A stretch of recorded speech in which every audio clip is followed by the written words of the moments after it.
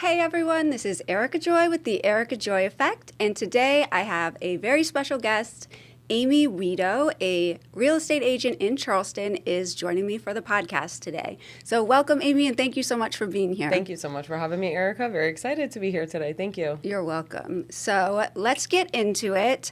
Tell me a little bit about what brought you to Charleston or where you're from originally. Sure. So I'm originally from Florida. Okay. Was there for 30 years of my life. Oh my gosh. Yes. What part? I lived in Southwest Florida. Cool. So grew up really close to some of the most beautiful beaches in the entire country. Oh, yeah. I didn't realize how spoiled I was until I moved out of Florida, of course.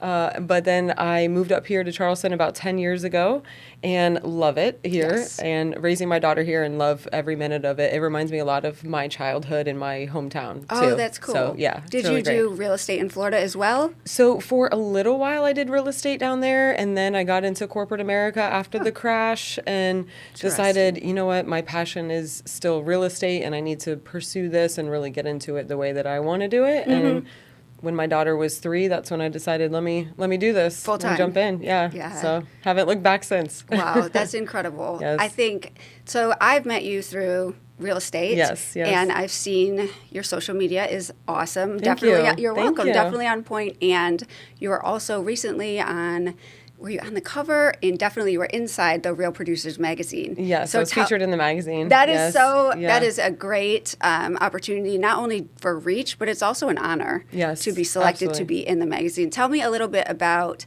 how you got there. Sure. No, great. So first of all, I love our network that we have here in Charleston of our real estate agents, all of our partners that we work with, just everybody that we do business with is so helpful and just supportive generally.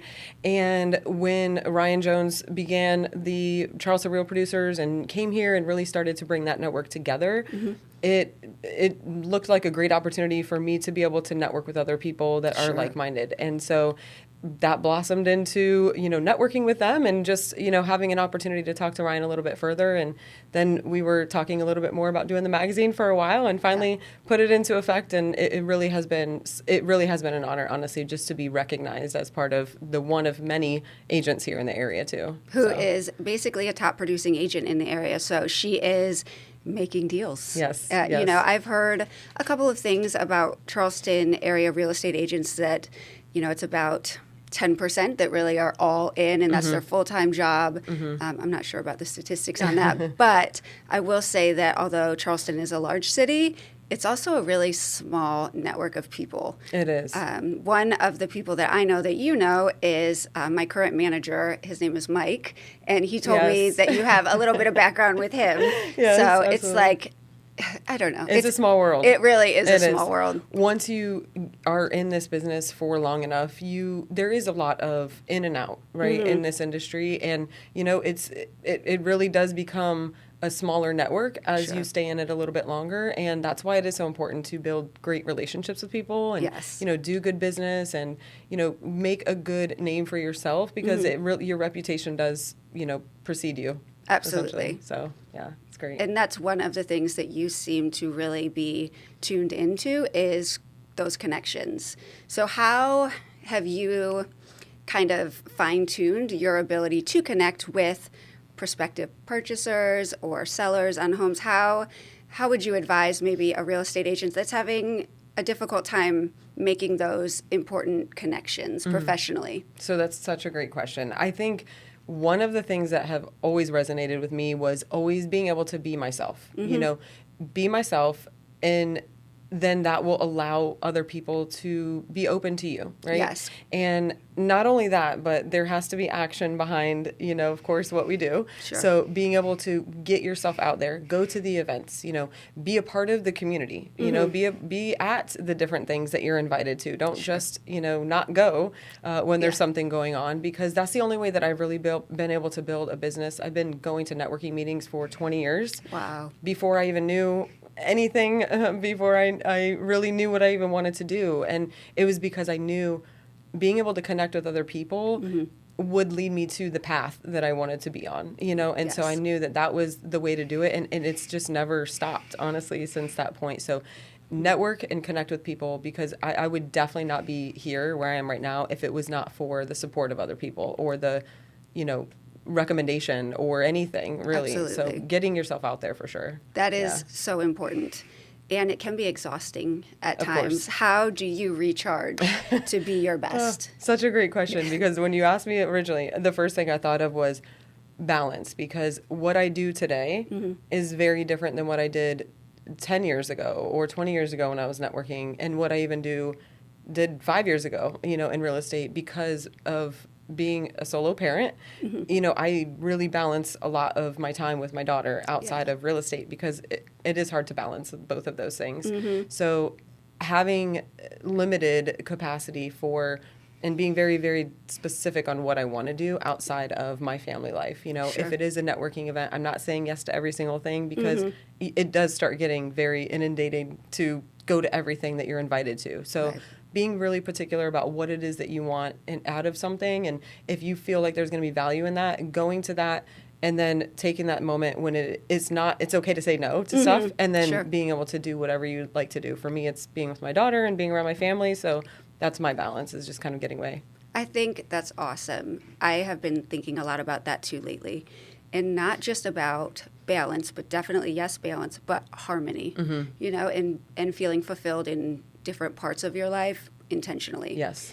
You seem like a very goal-oriented person. Yes. Has this described you your whole life? Have you always been, even in school, for instance, were you the kid who you had your mindset, you had your goal, and you were going to go after it? Yes. Yeah.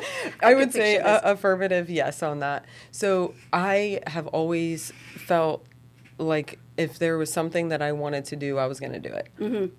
And it's nothing up could to stop me. you. Nothing could stop me. I will accomplish this, and I will do this. And if I want something, then I'm going to get it. Whatever time frame that it's going to take to get there, I'm okay with that. I've become more okay with that as I've gotten older, because I think we have a certain expectation, of what we feel like we should have by a certain time or whatever. But I'm at a point in my life where I understand that it's not on my timeline, right? It's just a matter of, am I doing the work every day to get to the goal?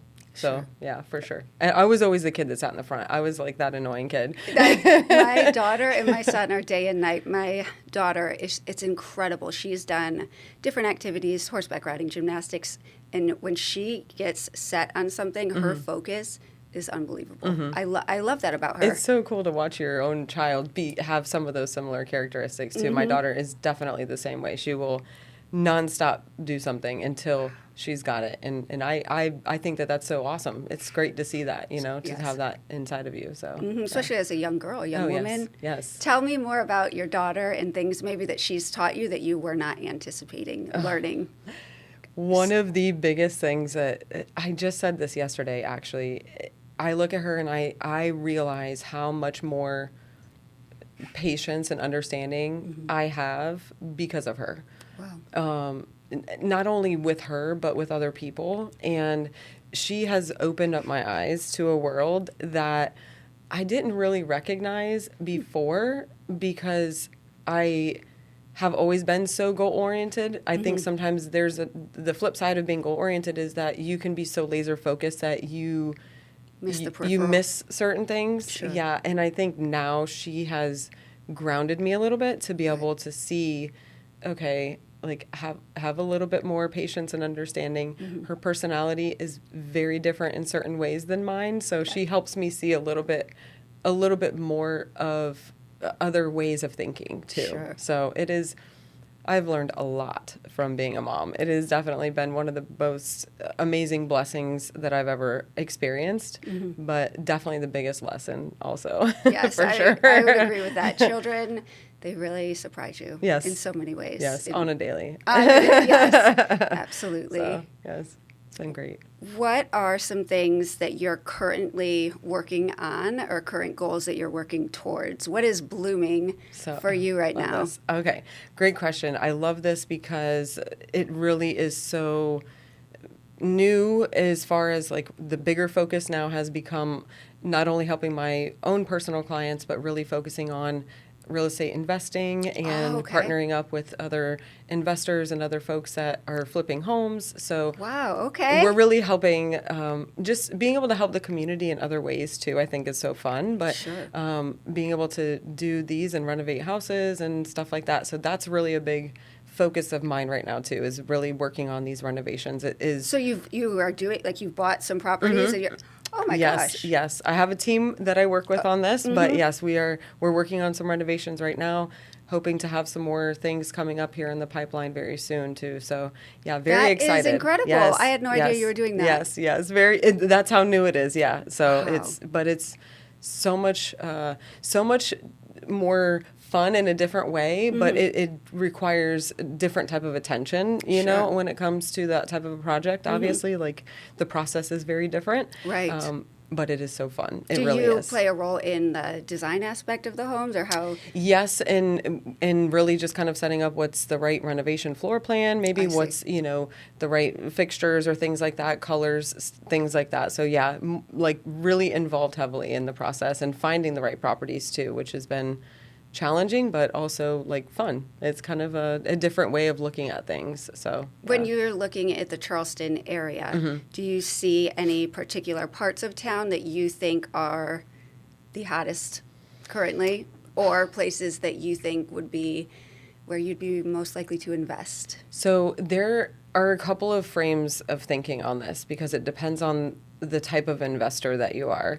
There are investors that I work with that are just specifically heavy on the luxury market right now. Okay. So, which is great right now also, I must say. Like the luxury market when it comes to, you know, new construction and renovations right now, it is very hot. So that is a huge market if that's the budget that you can work within. Obviously, luxury market is very, very particular. And then those are groups and organizations more often than individuals, or just 50-50? No, I would say the ones that I'm working with are individuals, you Okay. know, and companies that do big projects like that because they're all in-house, you know, the Yeah. investor and the builder and everything. So they can do it all and, Wow. you know, really put some great attention to the detail, honestly, which makes it, the projects, once they're done, it's beautiful. So, Yes. but also, of course, because the buyer pool for availability of homes that are under 350,000 right now is so difficult. Yes. That's a big area that I would say is my focus right now, is definitely finding things that are under 350 that can be sold for under 350 and also projects that are Let's just- unique. So $350,000 right now is about the entry into buying a home. Yes. And about 5 years ago, that number was much, much less. Yes. Oh, yes.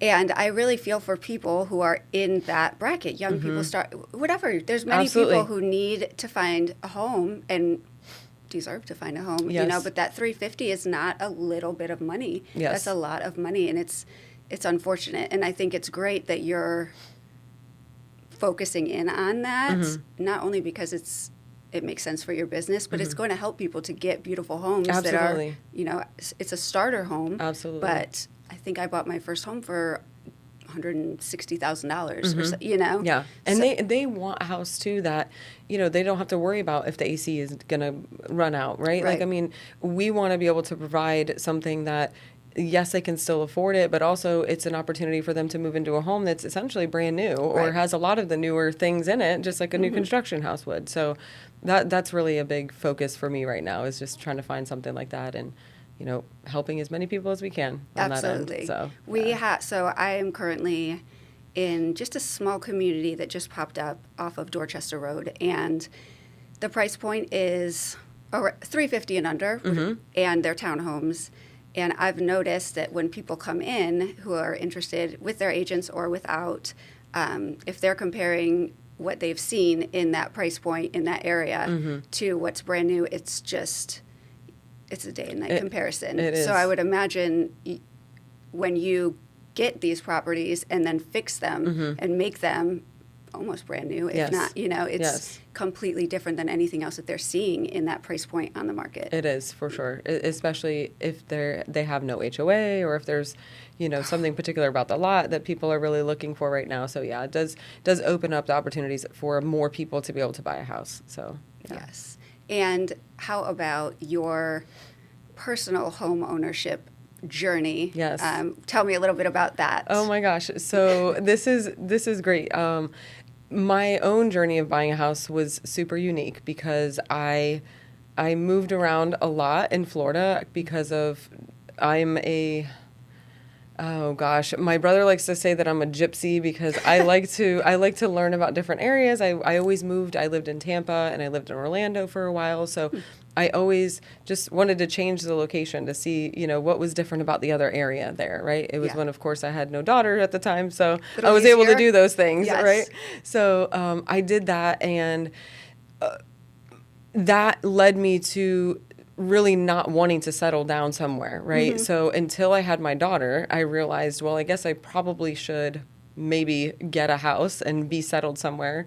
And so when she started, when I started back in real estate when she was 3, I knew, all right, I'm going to have to wait now because I'm starting my own business. So I have to wait 2 years now for taxes and all that fun stuff to be able to buy a house. So I did that. And as I was waiting, I was able to build my business. I was able to find out what area of town I really wanted to be in because I didn't really know. I was newer to the area. I had worked from home when I initially moved up here. So I really didn't know anything about the area.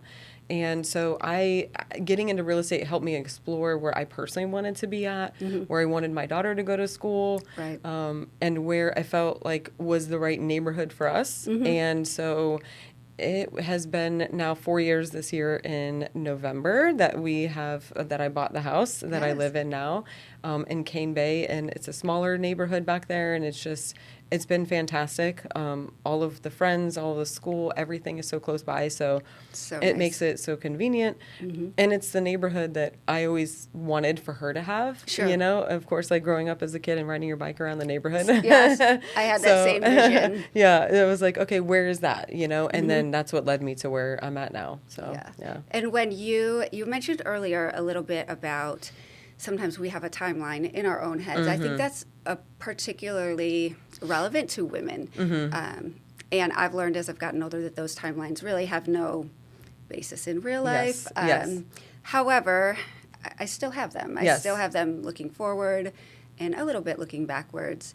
Where did you think that you'd be in your life at this time when you consider your younger self? Yes. So if you would have asked me at 20 where I would be right now, I would be a millionaire living on a yacht somewhere. That's where I would be. Want to that's really where I would be, right? That's still the goal, right? But the timeline is definitely a little bit different. Sure. So, I always knew that I would be somewhere running my own business and doing my own thing. Sure. And matter of fact, this week has been such a great reflection for me personally because I really have been kind of sitting in the fact that I'm living literally right now the moments that I used to pray for and pray about. And sometimes you get into like the norm and you forget, like, wait a minute, where was I at 5 years ago? Or where was I at 10 years ago? And I think that has helped me recognize it's not necessarily about where I expect that I should be. It's just that, okay, am I doing better than where I was? Yes. Am I doing something better today? Am I moving forward in the right direction that's going to put me towards my goals, right? Yes. So, I think it's hard to get out of our own heads sometimes with that. Trust me, I have my moments, but I only allow myself a certain amount of time to be in that moment, and then I snap out of it, and I'm like, okay, that's enough. So, and that self-control is so hard. Sometimes your feelings can just take over, and I think it's important to recognize, maybe you do need that time to kind of sit in it, but then you need an end time of that and keep moving forward. Yes, 100%. Yeah. So that's a good way of putting it. You mentioned prayer. Yes. Tell me more about that. Yes, okay. I am a believer. I believe in the power of prayer. I know that's been interesting lately. There was a quote that was something along the lines of, we need more than just prayer, which I can understand the sentiment behind that. But prayer is so powerful. Extremely. What's your take on the power of prayer or your spiritual life.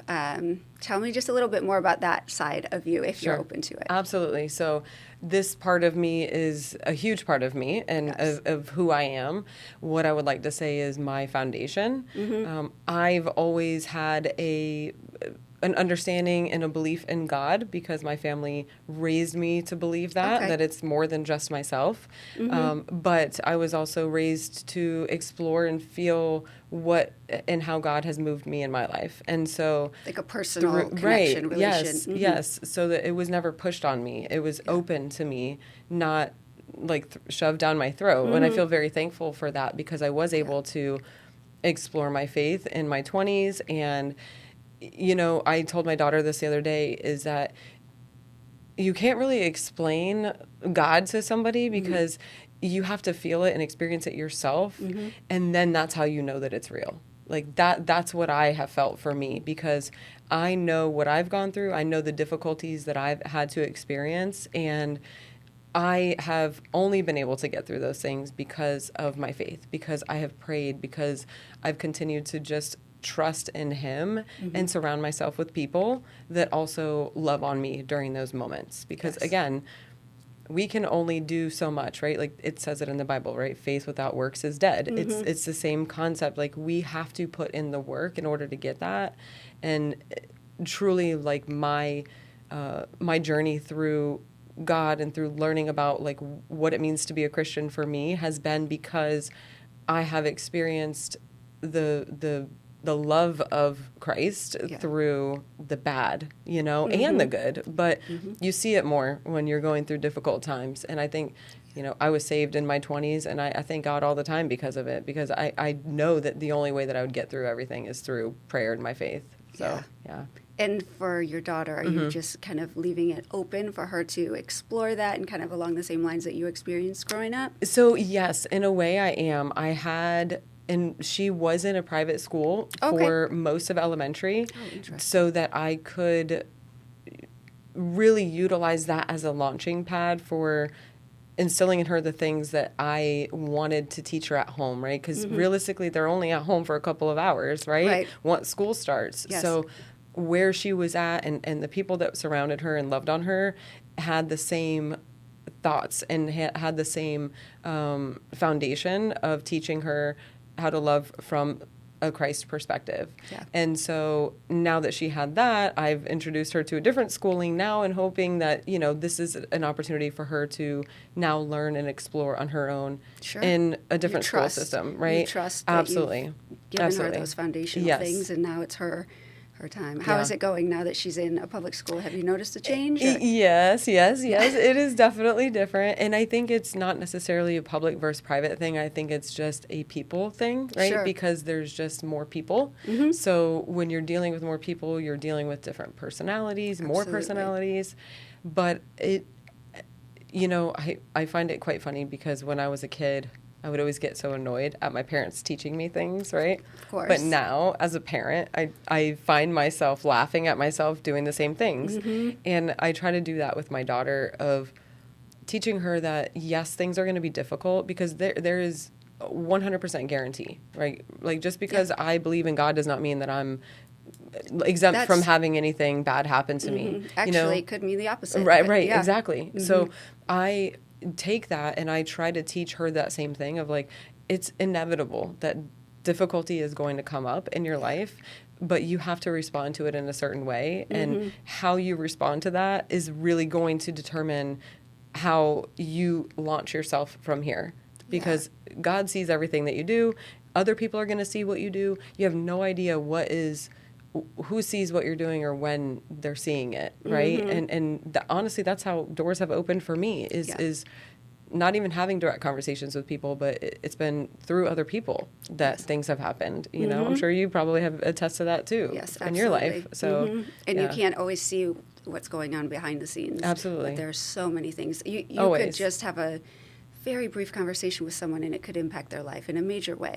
You know, and I like that. Yes, absolutely. I've noticed that, and this is just my observation, that you have just some sort of purpose or passion for life, for real estate. That's how we connected, but also just for life. And I am really doing my best as I get older to continue to be inquisitive and passionate and have that spark. Because I believe that that's what makes a woman, maybe a man as well, I don't know, attractive and not youthful, but just something special about a woman as you're getting older to still have an excitement about life. And I've noticed that there are a lot of people that fall into a bitterness or that fall into, I don't know, just having a lack of that spark with age. And I know that part of life is growing and experiencing those things. But how, if you have thought of this, I don't know, but how have you tried to kind of not allow that to happen to you, to keep that fire inside of you? Sure. That is a great question.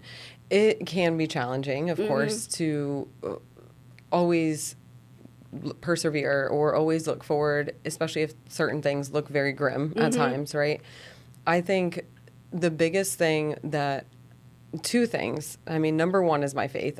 Realistically, like that's just, I always have to go back to that because I know God has promised that it will be better. No matter what it is going on, it's going to get better. But even if I'm having a moment of doubt or if something like that happens, I tend to try not to think about the things that I've done in the past that could potentially harm me from moving forward, you know? And I think that's a lot of, I think that's a big challenge with people, especially because as you get older, you have more things to think about, right? You have more things to be regretful about or sad about or upset about. But I try to instill this in my daughter too, is be intentional, right? Be intentional with the things that you do and say, because you don't know, right? There's always going to be a fork in the road, right? At one point when I was in college, I was in my junior year and I was presented an opportunity. I was working at Red Lobster at the time, right? Like as a waitress, and I worked there for so long, and I was working my way through college, and I was presented an opportunity, and I was at a fork. Like, do I go with this opportunity or do I finish college right now? And I was like, well, college will always be there, right? Like, go with this opportunity that somebody randomly presented to me in the middle of Red Lobster. But it's those things where, you know, could I sit back and think, oh man, if I would have done this, could I have done that? Had it gone this way? Yes, everybody can do that. But I think it's about making sure that we're assertive in the things that we do and that you move forward in that intentionality and you just do it. If that's what you feel like is the right thing at the time, do that thing and then be okay with that. Right? And then learn from it. If it wasn't right or if it didn't end in what you felt like was your method of success or whatever your measure is, then be okay with that and learn from it. Yes. And then say, okay, maybe I look at this differently if something goes this way again or whatever, right? So I think that's, for me, the thing that I have always felt like I just try to learn and move forward. Yes. Like I'm always like trying to creep forward. That's my like slowly or quickly, whatever it is. It has to be like slow and steady wins the race. That's always what I've thought. Like it will happen in due time if I'm doing the right thing. If I just continue to go forward, it'll happen. That's awesome. So, yes. And it is happening. Yes, it is. And it's insane. Like I said before, like it really is. Sometimes I'm thinking like, wow, I can't believe that I'm living this prayer that I've prayed, you know, wanting to have independence and have freedom and time with my daughter and picking her up from school if I want or doing all the things, right? So that's right now I'm definitely in the moment of reflection and really so thankful and grateful for where I'm at and all the people that have helped me get here, for sure. Yeah. So yes. I think that attitude of being grateful, I can see it in you. Yes, thank you. Yeah. I appreciate it. And I'm so thankful to even be here and even asked to come to be a part of this and, you know, share my story. And that's something I want to get a little bit more open about too, is like, you know, my story, my journey. And I think that it's so great that you're highlighting people in this time to be able to share who else is amazing out here in this great world. And there's so many of us. Yes. Yeah. It's so great. It's awesome. Thank you. Yes. Thank you. Yeah. And the last question I have for you is, how would you define success and how has that changed over time? Great question. My success now is peace. Ooh, yeah. Because I feel like that just encompasses it all, really. I mean, if I'm at peace, no matter what it is, because like I mentioned before, there's going to be difficult times. And you know, in real estate, the roller coaster sometimes that we do ride in this industry, I think as long as I have peace in my life and home, and my daughter is healthy and happy and my family is good, then that is success for me. You know, all the other things will come and are there and can come even more. It's just if I have that peace, then I can go to sleep at night. Yes, absolutely, because it just kind of encompasses everything. Yeah, for sure. It's changed a lot over time, though, because, like I said, at 20, it was the success of laying on a yacht, you know, and millions all over the place, you know, thinking I was just floating money somewhere. Right. But yes, it's a much better place to be, though, now, realizing and recognizing that the peace is the ultimate success, really. Well, we'll end on that. But before we do, Amy, if you wouldn't mind sharing your Instagram, or do you use Instagram most often? Yes. And how people can find you if they're looking to invest or looking for opportunities in the Charleston area. Awesome. Yeah, thank you. So absolutely, you can find me on Instagram and Facebook. On Instagram, it is at Amy Weedo Realtor. I am a Charleston real estate agent, so you can find me through that. And my direct phone number is 843-258-8544. Awesome. Well, thank you so much for being here. Thank you. You're welcome. And we will see you next time on the Build and Bloom podcast. Bye, guys.